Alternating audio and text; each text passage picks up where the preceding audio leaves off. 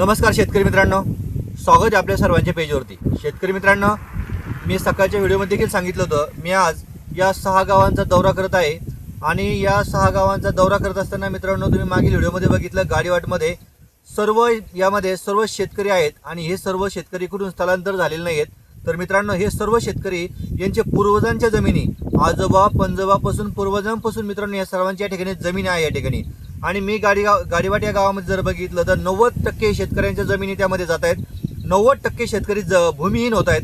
त्यांना मिळालेल्या मोबदल्यात त्यांना बाहेर जमीन भेटेल नाही भेटेल तो पुढला प्रश्न राहिला, पण आजच्या घडीला मित्रांनो ते पूर्ण भूमिहीन होताना आपल्याला दिसत आहे। मी आहे गाडीवाट या शिवारामध्ये आणि माझ्यासोबत या ठिकाणी ज्येष्ठ शेतकरी आहेत। अगदी नेहमीप्रमाणे ते व्हिडिओ व्यवस्थित बघत असतात आणि सगळी माहिती त्यांना मिळते। आज त्यांच्याकडून जाणून घेऊयात आपण एकंदरीत थोडक्यामध्ये की ह्या ऑरिकसाठी ही 3200 हेक्टर जर जमीन गेली तर एकंदरीत त्यांच्या गावावरती, त्यांच्या वैयक्तिक जीवनावरती, त्यांच्या कुटुंबावरती एकंदरीत काय परिणाम होणार आहेत हे त्यांच्याकडून जाणून घेण्याचा प्रयत्न करूयात। काका, तुमचं खूप खूप धन्यवाद आपल्या पेजवरती। तुमचं नाव सांगा एकदा सगळ्यांना। माझं नाव शिवाजी संताराम कोळगे, राहणार गाडीवाट। राहणार तुम्ही गाडीवाट? बरं, तुमचं एकंदरीत या बाधित क्षेत्र किती होणार आहे याच्यामध्ये? माझं असं आहे, माझी काही जमीन निलजगाव शिवारात पण आहे आणि काही जमीन गाडीवाट शिवारात पण आहे। माझी दोन्ही ठिकाणची जमीन बाधित होऊ राहिली। दोन्ही ठिकाणची जमीन किती क्षेत्र आहे तुमचं दोन्ही ठिकाणची? निलजगाव शिवारामध्ये माझं आणि माझ्या बंधूचं मिळून 20 एकर क्षेत्र आहे आणि गाडीवाट शिवारामध्ये दोघांचं मिळून 12.5 म्हणजे 12.5 एकर, 32 एकर क्षेत्र तुमचं MIDC मध्ये ऑरिकसाठी पूर्ण बाधित होत आहे। मग ही सर्व जमीन गेल्याच्या नंतर काका तुम्हाला जागा किती राहते या भागामध्ये? काहीच राहत नाही, म्हणजे फक्त राहण्यापुरतं गावाचे घर आहे आणि ते मोजकच आहे। किती 1000 स्क्वेअर फूट, 500 स्क्वेअर फूट तेवढंच राहत आहे। मित्रांनो, ही जर सर्व जमीन जर गेली तर या काकांना या पूर्ण भागामध्ये या ठिकाणी काही क्षेत्र शिल्लक राहत नाही। हे मुळाने पेशात शेतकरी आहेत, वडिलोपार्जित त्यांची जमीन आहे।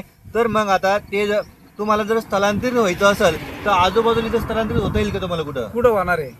म्हणजे आजूबाजूच्या जमिनीचे रेट म्हणजे इतके वाढलेले, अवस्था वाढलेले। बिडकीन भागात जर आपण बघितलं 3-3.5 करोडच्या पर एकरचा भाव केला पाहिजे आणि एवढे पैसे असताना लोक विकायला तयार नाहीत ना। तुम्ही घेणार कुठं? हा मेन मुद्दा हा आहे ना। बरोबर, तुम्हाला जमीन भेटणार कुठं? या पैशाचे घेऊन आम्ही करायचं काय? तो पैसा म्हणजे करणार काय? त्या पैसे खाणार का उद्या? बरोबर।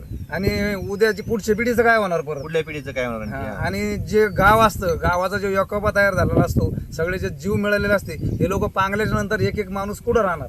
बरोबर। आणि समजा खेड्याच्या लोकांची जमीन घेऊन तुम्ही उद्योगपतीला जर देणार, ह्या लोकांचा काय फायदा त्याच्यात? म्हणजे जमिनी म्हणजे घेणार कुठं, जाणार कुठं? बरोबर आहे। आणि विशेष म्हणजे आमच्या गावाच्या जमिनी आहे अगोदरच्या काळात एवढ्या म्हणजे खालीवर जमीन होत्या, आम्ही त्या एवढ्या डेव्हलप केल्या, आम्ही अक्षरशः बैलाच्या कॅनीने त्या जमिनी लेवल केलेले आहेत। म्हणजे स्वतः कष्ट करून, पैसे नव्हते ना ट्रॅक्टरवाल्याला द्यायला, तर बैलाच्या कॅनीने आम्ही रात्री म्हणजे उन्हाळ्याची जमीन रिकामी व्हायचं ना, तर रात्री ते लेवल करायचो आणि दिवसा बैलाला आराम, रात्री लेवल करायचे। आणि त्या आता कुठं आता पिकायला लागल्या आणि वरून MIDC देईन आमच्यावर लादायचा प्रयत्न केला। शेती ही मित्रांनो, शेती ही जपायची असते, ती करून खायची असते, बरोबर। या पद्धतीने आपण जर बघितले, शेतकरी अगदी तळमळीतून बोलताय किती शेती आम्ही आता शेती बनवली। आपण जर माझ्या पाठीमागं बघितलं तर हा सर्व डोंगराळ भाग आहे, जमिनीची लेवल खालीवर आहे। तिने रात्रीचा दिवस केलं, दिवसची रात्र केली आणि अशा कष्टातून ही जमिनीची एक लेवल केली। काही 10-5 वर्षानंतर जमीन आता पिकायला सुरुवात झाली कुठंतरी, त्यातून आता पुढं आपण जर बघितलं ही जमीन आता भूसंपादनासाठी ऑरिक शहरासाठी जाते आहे। तर काका, मला तुम्ही सांगा, तुम्ही या व्हिडिओच्या माध्यमातून प्रशासनाला आणि या शासनाला काय सांगाल? प्रशासनाला एकच सांगणार, आम्ही तुम्ही कितीही पैसा दिला तरी आम्ही जमीन देणार नाही। बरोबर मित्रांनो, यातून या स्पष्ट भूमिका या काकांची, या शेतकऱ्यांची दिसत आहे की किती जरी पैसा आला, आम्हाला जमीनच प्रिय आहे, आम्ही जमीन सोडून जाणार नाही, आम्ही जमीनच करणार, तुमचा पैसा आमच्या उपयोगी पडणार नाही। आणि जर तुम्ही जबरदस्तीने घ्यायचा प्रयत्न केला तर तुम्हाला शेतकऱ्याच्या मृतदेहावरूनच पुढे जावं लागेल। खूप मोठं वाक्य आहे।